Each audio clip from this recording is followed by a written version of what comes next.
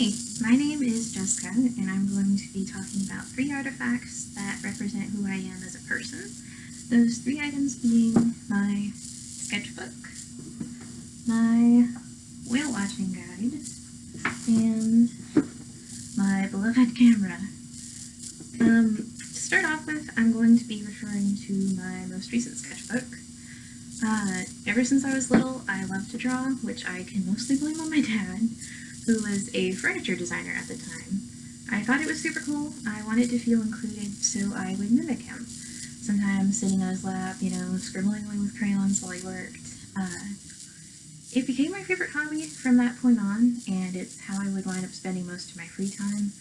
I didn't really get into drawing people until much later, like in high school, because drawing hands was and still is the bane of my existence. But I would mostly draw animals at the time. For a time in high school, I actually wanted to become a graphic designer. But when I finally got around to taking a graphic design class in my senior year, it dawned upon me that I only liked making art as a hobby. It was a whole lot of fun as a job, where everything you create is dictated by an employer. Moving on to the next subject of interest, we have my 1983 copy of the Sierra Club Handbook of Whales and Dolphins, which was given to me around the time I turned 6. Now, this is what I would consider some hardcore adult reading material, but I don't think my parents really gave it to me thinking I would, read it. I think they just thought I would like the pictures. Now, I found a whale in that book called the pygmy sperm whale, which, being the second smallest whale in the world, I discovered was actually small enough to technically fit in a bathtub. Now, granted, it would have no room to move or breathe or live, but on the technicality that it could physically be crammed into something the size of the bathtub, I was like, hey, that's a viable bet. But so began my descent into the world of marine biology, which started with my interest in trying to draw the animals that I saw in those illustrations. As time went on, I got more and more curious about the real-life natures behind those animals, and I came to realize just how much I enjoyed learning about these kinds of things. It became apparent to me that this was something I would probably enjoy as a career.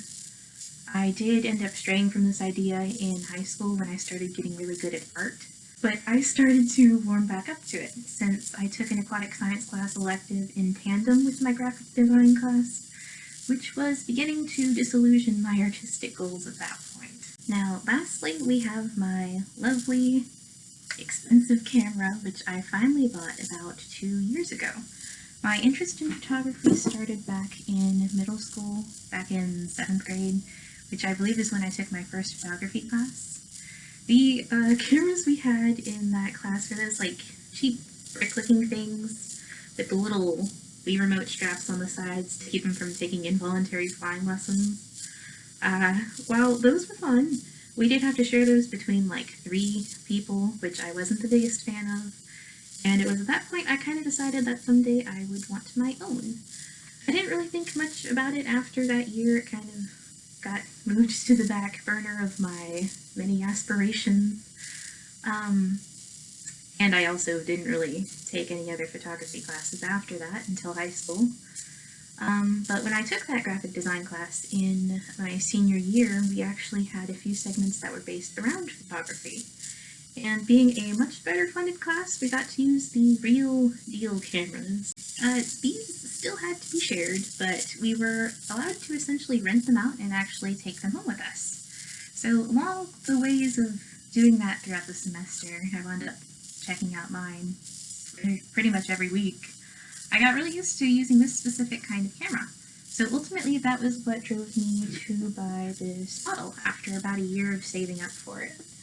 It's basically become my second favorite hobby next to drawing, since it gives me an excuse to get out of the house.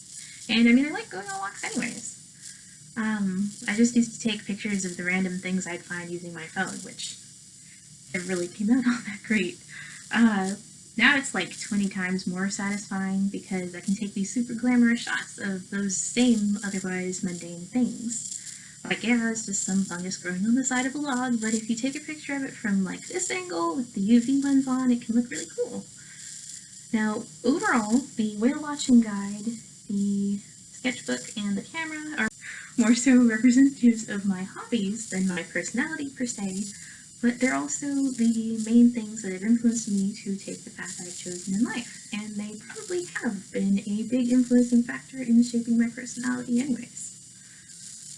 Thank you for coming to my TED Talk.